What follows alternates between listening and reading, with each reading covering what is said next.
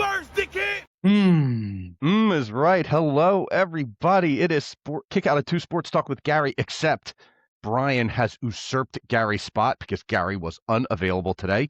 And I think it's because he's avoiding me because I am ready to bust his chops over his bad World Cup USA take. He had us beating Belgium, and once again, wrong. Yup, it did not go well. U.S. got their asses kicked by Belgium. Kicked. Wow. I mean, Yeah, they got smoked. They look like they didn't belong on the Really? field with that team. Did you watch it? You didn't watch it. no. Right. Because you like real sports, so do I. But because I've been talking to Gary so much about World Cup, I've been watching. Except I'm out now. If USA's out, I'm like if the Flyers are out of the playoffs, I'm done. I'm done. It's over. My team's out. The season's over. Did it all go away? My whole take is I'm 46 years old. If I can play it still, it's not a real sport. But you can't play it I can play soccer. for like 3 seconds, and then your back will I can blow still out. play it. I can play soccer. I can play basketball. I can play golf. Not a real sport. Yikes. Boy. Well, I agree with golf and like pickleball and all those sissy things. Like they're not sports. They're activities. They're activities and they require skill and athleticism, sure, but not sports. 46 years old and you can play these sports, they're not sports. Right. If I physically cannot come in contact with another human being doing this activity, it's just an activity and it's not a sport. It's like cheerleading or getting a suntan. Like nice activity. It's a hobby. It's an activity. Yep. It's an activity, but it's not. Like that's like saying weightlifting is a sport. It's not. It's an activity. It's really great. It's great activity. I'm going to go do some in a little while here. Once the boy wakes up, my plan today got thrown just totally out of the window. I was going to get up. We were going to go and pick up the boy's car from the collision center. And you know how new drivers are. You'll get there. And then we were going to go to the gym and then start coming home and like cleaning some stuff. Like, the bathroom needs to be cleaned and it's Friday and I don't have to go to work. So Kelly was like, hey, do you think you could, like not take a nap? And instead of your nap, do you think you could clean the bathroom? And I'm like, well, why can't I do both things? I don't understand. It's a long day that you work and I don't. Like, I feel like I was just about to say, like, I hire somebody for that. What do you mean you do it? But then I remembered. So we have somebody come in like every 2 or 3 weeks to like really clean, but like wipe down the toilet, wipe down the sink, like just little stuff. Gotcha. Yeah. Just do enough to keep you above the line of being a heathen. Correct. Right. Okay. So got it. Okay. So enough about that. We are talking about sports. I'm sorry. Little bit of everything. We are 12 days away from training camp for the Eagles. Thank God. And then Gary really has no excuse. I'm not going to tolerate any excuses from Gary. And this is the benefit of having a Flyers playoff run, is that you go from really middle of May to middle of July, right? Where you have Phillies baseball. Yeah. But like you're occupied for the most part. Like years in the past, you're like Sixers and Flyer season was essentially we're over in April. So you're just sitting from April till July, kind of jonesing for football. And now all of a sudden it's here in 12 days, which is great. I definitely agree with you. And it doesn't hurt that the Eagles are in a position to go to be a perennial playoff contender. So like they're going further into the season. So you're really not just sitting around ever. And the fact that there's a ton of like real news, not like AJ Brown news, like chill. Like I'm glad he's already starting to be a problem in New England. Like that's kind of funny. But like you have the big moves that the Sixers are making and like possibly LeBron James. And then like the Flyers are making moves or at least trying to make big moves. And that part helps too, because it gives you something to talk about instead of just sitting around. You feel like right now that sort of like the late 90s, early 2000s of like every team is doing something. Yeah. Something positive, right? Like they're in the mix. All of them are in the mix, And so like, that's as a sports fan, that's awesome, right? Especially in this area, like, that's great. Um, and, it just keeps you occupied from the absolute misery that is the weather and apparently now the air quality in this Well, town. yeah. Well, no, no, no. It's not the air quality of this town. It's the air quality from our wonderful neighbors up north, uh, that do not do forest floor management like our state of California. I don't know if you can correlate the cause of those problems, but it's definitely not my fault. And now I can't go outside. I was gonna go like soak and like just lay in the pool for a little while today. Maybe mow the lawn. Nope. You'll die. If you go and spend time outside, you're gonna die. So Interesting. yeah. I am not a scientist, and I, have only been here for all of 6 days, and this is all I see. So, I am just going to paint this entire area with a broad brush and say it is the air quality, and just and then dig down even deeper into obliviousness and surround myself by sports. I That's think it. that's a great idea. Sports and So that being said, I know how you feel about the Sixers, but hey, okay, here's 2 okay, alright, about the Sixers. Okay, because it's the funniest thing in my mind. I don't think that there has been an athlete that I've hated more, not as an athlete, but as a person, than LeBron James. I 100% agree. Wait, no, that's a lie because Sidney Crosby still exists and Michael Irvin still exists. So I believe that there is a special category of player that prevents them from being considered the greatest of what they are. And LeBron James is right up there. Like LeBron, I like to call the A-Rod zone. And what it is a once in a generation player who has phenomenal talent and is a phenomenal athlete, but mentally they are a soft, manicured bitch. And that is what LeBron James is. That's what A-Rod was. It's what LeBron James was and is. It's what Sidney Crosby is. It's just, yeah, you cannot deny their talent. I will not deny their talent. I will not deny that their achievements. I agree. Like there isn't a stakes for LeBron James right now. Nobody in the league ultimately really wants him. Nobody wants him. There are teams out there with cap space that they could go for him. They don't want to go for him. They don't want to go with the whole circus that comes around with him. Right. And he's a guy who led the Lakers in the worst plus minus last year on the team. He also averaged like 5 turnovers a game. He's 43 years old. Like you're you're not getting 2008 LeBron James. You're getting the name. That's what you're getting. And it's more likely that you spend an entire season with groin injuries and this and that and leaks to the media and blah blah blah and all this chaos than an actual real product on the court. What it is. So like becomes is he an improved addition than what they have in that spot? Yeah, he is and on a lot of levels, but also you need to temper your expectations because there's a lot of circus that comes with him. And I just to me, I'm like, I've never liked him. I behind the scenes media wise, I have better understanding of he always has been in terms of how he's treated the media and the sports media and controlling narratives and narratives for access. So like yeah, I'm like, no, I don't want him. I'm not excited for him. If he signs, that's great. If he doesn't sign, I don't. I'm not losing any sleep. I'm really not. I'm just, I think it's a lot of other things too that like with the Sixers, and this is why the Sixers are losers because you go and you get a guy like Jalen Brown Yeah. from the Celtics. And I really think. Let me look up at his age right now. I am shocked at that deal. Absolutely shocked, and I'm guessing I in a think it's bad way. great. You're shocked in a bad way.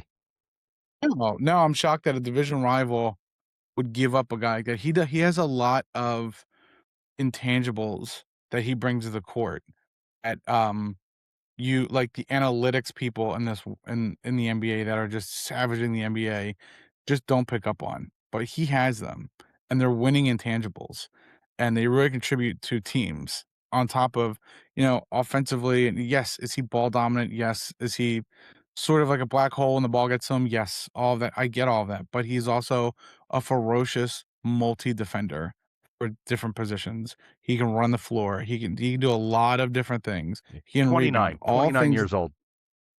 Yeah. So he's 29 years old and he is talking about coming to the Sixers and showing Joel Embiid what it takes to be a champion.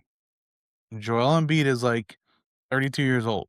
He's 32-year-old, head of a house, his family, like he's a father, like he should know already those intangibles. You're a professional. Right. So if you have this guy who's 29 years old talking about coming in and showing you how to win, and you're in your early 30s and you still have no idea how to do it, then you're not gonna. That's So not gonna happen. does that put Joel Embiid in that LeBron, Sidney Crosby, A-Rod, soft manicured bitch category? No, no. So he is in a whole 'nother category because he is a phenomenal talent. He is a unique talent.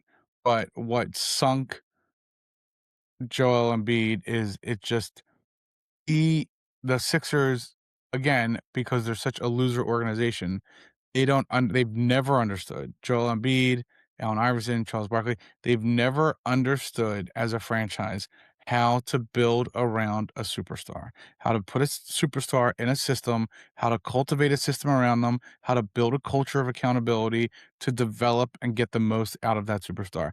That has never happened. Joel Embiid has had his ass kicked by the organization since the moment he's been here. He has never been held accountable. He's never grown up.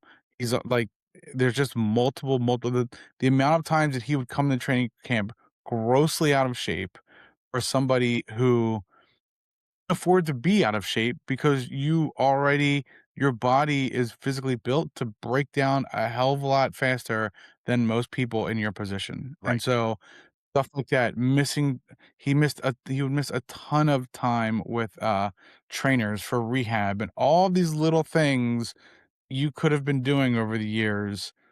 Like he would just never do it. And then behind the scenes, organizationally, a really great book on the process. And organizationally, it was just always finger pointing and ignoring the problem of, well, how come nobody told me? How come nobody told me among the organization? And everybody knew they just didn't want to take accountability. And so because of that, Joel Embiid never fully understood what it took to become a champion. Yeah. And We have a for that, trust the process situation going on here in our house. So we had all the landscaping mm, torn out and redone. And yeah. Kelly was like, our landscape was all green. It was all like green bushes. That's it. There's no color. Kelly's like, I want tons of color. I want it to look kind of crazy a little bit, right? So the guy comes out, tears everything out. I tell him a bunch of times, like, here's what we're looking for. Don't make it look like the 90s. Make it look new. Make it look fresh. Lots of color. And he goes, okay, I totally understand. And he did, like, he's selling me on all these plants he's got. He's like, I know this is going to work. And he gets all these things planted, and it's all green. And Kelly's like, I know he said that these all change in color. Like as you get through the summer, they all kind of change for the fall, and then they maintain color throughout the winter and all this stuff. She's like, but I guess I have to trust the process here. And as she said it, she like you could hear her like yeah, like choking back the Yeah. process again. She's like, "Oh, I'm a Sixers fan, and oh, I don't want to trust any more processes. These are terrible." So, okay, So Sixers are I losers. don't know. Okay, and they That's don't. why they're losers, and that's And why they'll so, all perpetually be losers. so you think they'll waste the rest of Jalen Brown's good years, just like they wasted Joel Embiid's good years, and don't get your hopes up, people. And if they bring in LeBron James, that'd be great in terms of improvement of talent on the roster, but I don't necessarily know what that means in terms of them winning. Right. And so, as much as yeah, he's averaging 23 and 5 and whatever, but at the same time, he's a turnover machine who's an absolute liability on defense. So now you have a 43-year-old front court player who's an absolute liability on defense and a center who essentially only has one leg and can't jump. So Yeah. when he is actually on the court in Embiid, so your front court defensively is a bit of a disaster zone at that point. So we'll Okay. see. Okay. So hope We'll for see the what best. happens. Not for losers, not for the loser organization. No, Okay. but All right. What about the Flyers? They had two options at a center. Claude Giroux wasn't going to be top line center, but he said no. Now he said no. Why? I think I believe he re-signed with Ottawa, right? Yeah. He's a hometown kid from up there, and Okay. so ultimately, I think it was that, and then two, like they were stuck in the waiting game for the window with Leo Carlsson, and so I think free agency was quick in all sports. Like there's only a certain window in which there's money available and freed up to be spent. And so Right. I think that, ultimately he ended up staying with an organization. It was his hometown organization and everything was good. And, I don't think it's anything bad. It would have been great for him to come back, but he would have been a name coming back that would have been a contributor, but he wouldn't have been a difference maker. I really like the fact that they went after Leo Carlson. It was an aggressive move. And then not getting him is okay at the same time, re-signing, Zegras at the number that they got him at was a solid move too, like Well, 4 years. I love that kid. Like, that's a great solid move. They're gonna end up it's very interesting to see what happens, what they do with Jamie Drysdale, so Yeah. he's also up for an extension that they gotta work out. I think, they're gonna sign him, he's gonna be solid. Like, it's that people follow the Flyers are if you I went onto Flyers Twitter during the draft. I've never really been on Flyers Twitter before. And people on Flyers Twitter, they don't just hate the Flyers. They hate the Flyers, they hate hockey, they hate life. Like, I'm like, Oh my God. these people they are just They're just insane people. brutal. They're Yeah. brutal. You were just, you would think that Briere has no idea what he's doing. You would think that, like, just no credit for anything. It is pretty absolutely wild. Uh, what Flyers Twitter is. Don't ever go there. It is a graveyard of souls. Like it's just so bad. So now, It's they don't get Leo Carlson. So what are they going to do with that center position? Like, where are they going to go next? Because they still need to improve, or otherwise, it really feels like you're just running it back. Oh, that's essentially what they're going to do. I mean, Zegras can play wing, he can play center. They moved him to center towards the end of the run last year in the regular season. Um, and they got some really good progress out of him. And then I think at the same time, I don't think it was Bunk, I think it was Barkey. They either moved Bunk or I can't remember which one it was. During the playoffs, they moved him to center and on one of their lines, and they actually were like, it saw really good progress with him. So they have time, and they have youth, and they have space. It doesn't have to all just be done right now. Like give them time some time to build it. Like just had one really good season, one solid season. I really like the extension for Forster. He Yeah. is and like a team. He's like a really good comparison would be like a Shane Victorino type. Where he's Okay. just like Kind of heart and soul. yeah, like glue guy who like is a pest. Like he's a consistent contributor. Looks like he has another level that he can get to in the bigger games. Yeah. And I think he down the road postseason wise, you're gonna see him be more impactful. And so I really like the extension that they gave him. I like the number they gave to him. Like I think all this was solid stuff. I think they're really doing the one thing that people don't understand with the salary cap in the NHL is that since COVID, the salary cap actually was either flat or went down for like the last 4 years. It never went up. And this year with the new TV deals, it went up a little, and over Yeah. the next couple of years, it's gonna explode. So, they're going to have time and money, and them extending Zegras, Forster, and Vladar, and these guys now will be really helpful as the market explodes for their positions coming up. Yeah. And then I was talking to my cousin Ryan. He's a huge hockey guy. Like he played like I don't think he played hockey, but his son plays hockey. Like I mean, his dad, my Uncle Tom, he had season tickets for the games. Like we were always down at the Spectrum watching Flyers games, and he's a big fan of this Owen Tippett, who I think has one more year on his deal. And he was like, if you No, would, Owen Tippett has 7. He's got 7 more years in the does deal. he?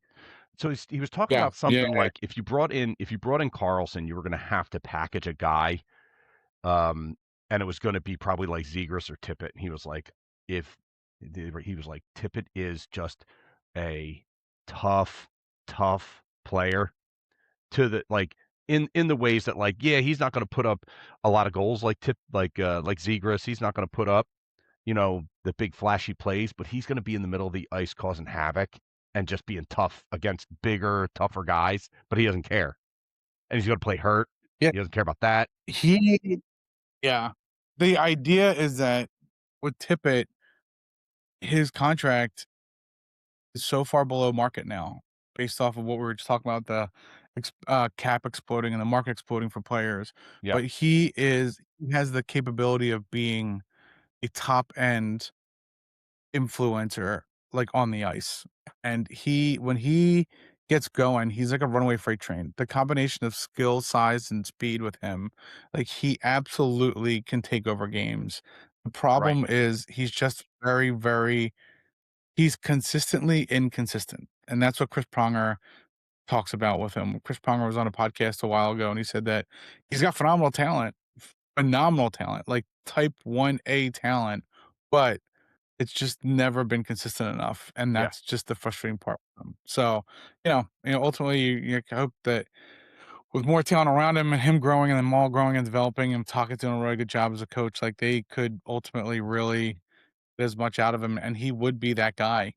But if they would have signed Carlson, they would have had to move him because they would have wanted to keep, um, Drysdale and Zegras, and they would have needed the cap space for it right, all. right. So, that's why he would have won, because he's, like, one of the most sought after if they put him out on the market, they would have been able to get a few draft picks back from the 4 first-round draft picks they would have give up. Right. So like in the end, you would end up making basically a player for player trade for Leo Carlsson.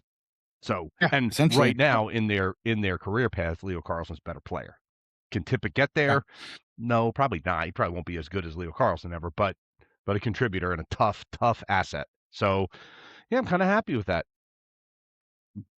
I have 5 minutes left. All I have to say is, regards to the Phillies and the trade deadline, trade any and every prospect you have. If not, when? Right? This is it. This is all. This is it. This is the last time Yeah, this you're gonna see a Phillies core compete. Trade every prospect you have to burn it all, burn the minors down. Don't listen to people talking on sports talk like, "Well, the 29th ranked organization for minor league." It doesn't cares. matter. Beauty, it's like houses, right? It Whoever's looking at it, that's who determines the value of it, Correct. not some arbitrarily ranked system. So somebody's got to be 29, and MLB put him at 29, but it doesn't necessarily mean that every prospect stinks. And so the Phillies, all their hitters, it doesn't matter. Aiden Miller, Escobar, it doesn't matter. Any of them, we can go. The Go. Phillies have only developed 2 hitters in the last 20 years in Ryan Howard and Reese Hoskins. That is it. Right. So, they don't know how to develop hitters, get them out, Yeah. bring somebody else You got in. to go get them. They need a right-handed bat. Um, the outfielder from the Giants would be great because he gets on base, he's a hitting machine. It would be amazing to put him, a right-handed bat, behind Bryce Harper, and they need 2 arms in the bullpen, and so that's ultimately what has to happen Yeah, the right iron now. is hot. You have to strike now. Have to. Yeah, if not, if you don't take advantage of this deadline this year with the upcoming strike that's gonna happen next year and essentially the salary cap system that I feel like is going to be put in, you're gonna be like they put in a salary cap system with salaries that you have and the payroll that you have, you're gonna be like the 2000 Dallas Cowboys. You're Yeah, gonna just be like it's all gonna so fall apart. overcapped, you just releasing people left and right and Yeah. trying to eat salaries one after another. So, like, Even you have to figure your something post out. Super Bowl Cowboys, same thing, because that's when they started the salary cap, and the Cowboys haven't really been to the playoffs since then. So like, yeah, you Right. have to So you have to restart the whole thing. If you have to restart the whole thing, clean house now, restart. Who cares? Yeah. People will take a decade. Like I'll take a decade. We just got out of a decade of losing Yeah, beforehand. We'll take a decade of losing if it means getting a World Series with this team. yeah, I agree. That You take I would do so that just sell 9 the times ball out of 10. every pro Yep, yeah. I give up 10 years for every championship. I don't care which team, doesn't matter. They call you and say, "Hey, we gotta throw the boy into one of these trades." Like, you Bye. gotta go. See you, kid. Yeah. I mean, take Charles. It doesn't matter. Give For it sure, it doesn't take matter. that Just dog. Oh, what if they goodbye. want you think they Like, want the cat? I can send the cat. that's gonna be dead by the trade deadline. I don't think she is. I'm pretty sure she is. I spent last weekend looking at that cat going like this, Yeah, you're "Time's dead. up, cat. All right, Time's are up." you joining us for dinner tonight? Because I'll have to go to the store and get whiskey. No, I have a workout, and I gotta be up at 4 a.m. tomorrow to go back to North Carolina. Yeah. Us to go back to North Carolina? Well, if they cancel my niece's skydiving because of the weather and the, Canada smoke, then yeah. Alright, I'll talk to you later. Okay, bye.